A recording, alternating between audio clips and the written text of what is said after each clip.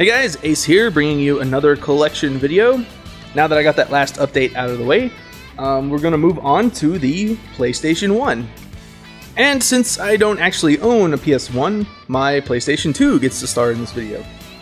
So let's get started. First off, we got Silent Hill, the original. I used to have the case for this, but we've moved a few times and I don't really know where the case is anymore. So yeah. I don't really need to say much about Silent Hill. You guys already know what this game is, so that's all I'm going to say. Next up, we got Typhoon Wrath of the Tiger, which a lot of you remember. This is one of my first blind plays that I did. Blind in that I've never played it before, and I managed to actually beat the game. But at the time when we played this, we actually played it on an emulator because I didn't actually own the game. So I decided to rectify that, and I went ahead and found a copy later on. However, this copy is a little scratched up and won't actually play in my PS2. So, but at least I do actually have a physical copy of this game. It's interesting, this is made by DreamWorks, and it features anthropomorphic animal characters practicing Kung Fu based on their animal. And no, this is not Kung Fu Panda. Next up, we got one that I picked up from a thrift store near here called Tetris Plus. And basically, it's Tetris plus some other stuff. You have a classic mode Tetris, which I don't think I like because it levels up like way too fast. Instead of every 10 lines leveling up, it's like every time you drop a piece, it fills this meter. And once that meter gets high enough, it goes on to the next level and speeds up. So Tetris games will actually run pretty quick because it speeds up pretty damn fast and it's pretty hard. There's also a puzzle mode, which is kind of a story mode where you help this little explorer guy here get to the bottom of the screen basically by clearing blocks under him while a huge teeth meat grinder thing tries to catch him from the top. So if you're looking for a Tetris game for the PS1, then you can do a lot worse than this. So yeah. Up next, we have one that I picked up from the flea market here in Austin and has one of the longest titles I've ever seen in a game. The official title is A Collection of Activision Classic Games for the Atari 2600. And that's a mouthful. But this is really a good compilation because back on the Atari 2600, Activision made some really, really good games, and they really pushed the hardware of the Atari 2600 like to its limits. Like they did stuff that most people didn't even think was possible on the Atari 2600. And you have tons of classics like River Raid, Kaboom, Pitfall 2, Enduro, Laser Blast, Skyjinx, Stampede. I mean, it's about 30 games on this, so I definitely look forward to playing this one. I'll probably do some competitive games with Chase, so look out for that. Speaking of competitive, we have an interesting little quirky title called Poy Poy, which I remember playing a lot with my cousin back in the late 90s. Produced by Konami here. This is kind of it's a precursor to Power Stone is the only way I can think to describe it, where it's 4 people in an arena and basically you just got to beat the shit out of the other people and be the last one standing. But the gimmick is you have these psi gloves, which are like this weird like psychic technology gloves that you can use on the rocks and missiles and stuff that you throw at each other, and they do special things like it'll bounce around, or it'll act like a whirlwind and whirl around, or the magic glove where it'll kind of disappear as soon as you throw it up and reappear right over someone's head, which is always a fun thing to do with bombs. But yeah, and it does, since it's 4 people, it does support multi-tap play for up to 4 player characters. So I definitely want to do some more competition videos with this one. Next up, we have another little quirky game called Tiny Tank. And this one's really interesting. It's kind of a take that to the whole cutesy mascot-based video games, but they didn't really go all the way. So he has a really bad mouth and it has kind of adult humor, but they bleep it out, so they're still taking the safe route. It's almost like, dumbing down an R-rated movie to PG-13 to, reach a wider audience. But it's a really good third-person action game, and you play as this little tank, which is, he's actually really maneuverable, not like you would expect from a tank. He has like a hop button, and he can move around really easily, and he can mod himself with a bunch of weapons here on the front, so you can kind of see he has two big ass guns there, but you can have up to 4 weapons facing forward and backwards. And I definitely plan on doing maybe some gameplay footage of this in the future, so look out for that. You won't be disappointed. Next up, we have yet another competitive game called Blast Chamber. I remember seeing commercials on this back in the day and thinking it was pretty cool because it's another one of those like 4-player arena type games. But the way you play this one is everyone has basically a small nuclear bomb strapped to their back, and it's running on a timer. And each person has their own little like glowing platform in the level, and there's a crystal floating around. What you do is you grab the crystal, put it in your portal to add time to your pack, or if you put it in an opponent's portal, it'll take time off of their pack, and it's kind of a last man standing, or there's modes where you'll respawn and it's kind of just whoever dies the most loses kind of thing. But the gimmick here is you're in a cube-based room, and there's arrows on the wall, and you can go, whoever goes over and kicks an arrow, the whole room will rotate. And anyone who basically was caught unaware, in other words, the person who didn't kick the arrow, will fall and be stunned for a little bit.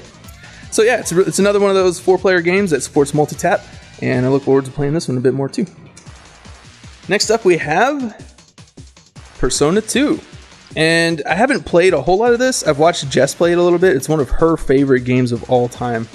But I really like the idea of it, because it was basically what introduced me to the whole Persona thing. And because I was introduced with this game, the new Persona 3 and 4, since it seems kind of radically different. Like, you don't play... the main chick here is actually a reporter reporting on like these weird happenings going on with all the demons and stuff, and she goes to investigate it, and that basically leads you into your gameplay. So it's none of this high school kids having to do high school and you summon your persona by... faking suicide and shit. I mean, I don't know if I can get into these newer Persona games because it just seems like emo teenage stuff. Feel free to yell at me in the comments and prove me wrong, whatever, but I'll play this one a little bit more and maybe get the other Personas later on.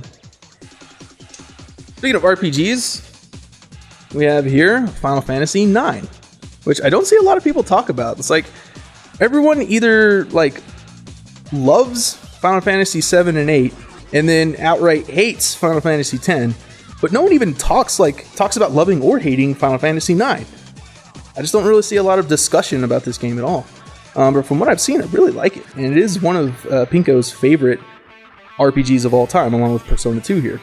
A funny story about this is we actually got it in. I was working at GameStop at the time, and someone traded it in, and we told him we don't take PS1 games anymore, but he just didn't want it.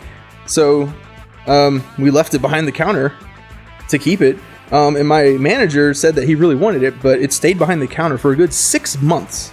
And I was like, okay, your statute of limitations is up. I'm taking this home, and so now I have it. Up next, we have one of my favorite games of all time, Twisted Metal 2. This is actually the first Twisted Metal game that I played. I didn't really play much of Twisted Metal 1, and going back and playing Twisted Metal 1 after playing this one, this game is definitely a big upgrade from the first game. I mean, for one, the ending wishes that you get whenever you beat the game are really nicely animated in almost this weird kind of animatic comic book style. Whereas the first game, you basically get scrolling text, and that's your ending. But this is kind of the precursor to any of the open world vehicular combat like Vigilante 8 and things like that. So if you don't own this game in your PS1 collection, then you definitely need to fix that. Up next, we have one of my favorite racing games that has one of the highest difficulty curves I've ever encountered, Jet Moto, which is actually developed by the same guys who did the Twisted Metal series. Basically, it's kind of a futuristic racing game where you're on these hover jet bikes. And what's interesting about it is it has this very blatant product placement and advertisement. There's like your teams are based on real world things like Butterfinger and Mountain Dew.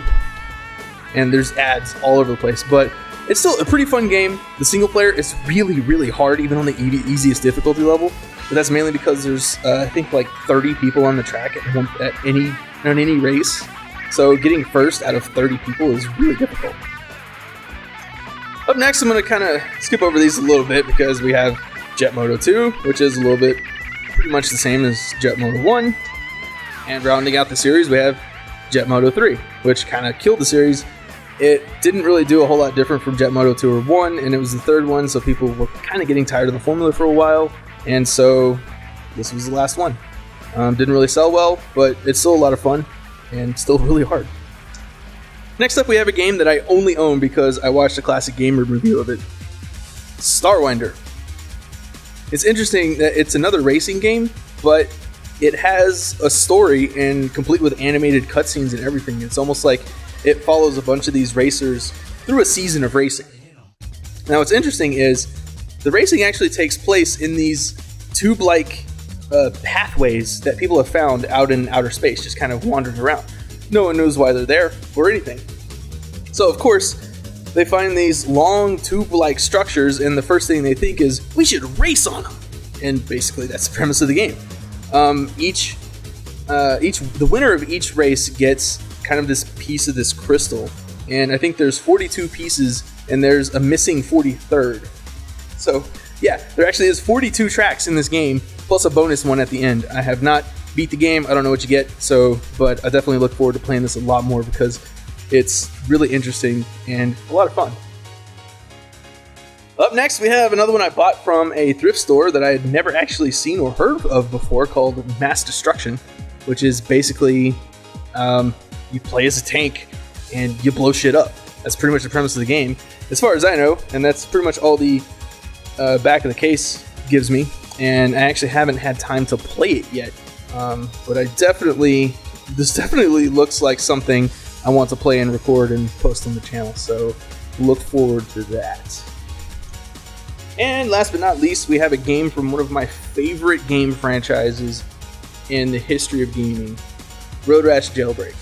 I am a huge Road Rash fan, and this is actually one of the only Road Rash games that I've never played. I've played all the Sega Genesis ones, and I've played Road Rash 3D on the N64, but I'd never played Jailbreak, and I saw it really cheap at the local retro game store, so I just had to have it. It's pretty much all the Road Rash formula, but this one actually adds a sort of co-op mode where you can play with a sidecar, and I think it's like the other person controls another person in the sidecar, and you can punch at people as you race by. So I definitely want to record and play some more of this one because I freaking love the Road Rash series. But I might not be able to actually post these on YouTube because there's a lot of licensed music, like really good licensed music. This has one of the best licensed soundtracks ever. And I might get DMCA'd if I post this, but I might just post some as a experiment. So that brings us to the end. This video ran a little bit longer than I thought it would, because my PS1 library is actually bigger than I remember it. I've been doing pretty good at recording and buying new games. So thanks for watching this far. I really appreciate it. Feel free to discuss any of my opinions in the comments. Tell me I'm wrong, prove me wrong, agree with me, whatever, I don't care. Anyway, you guys take care.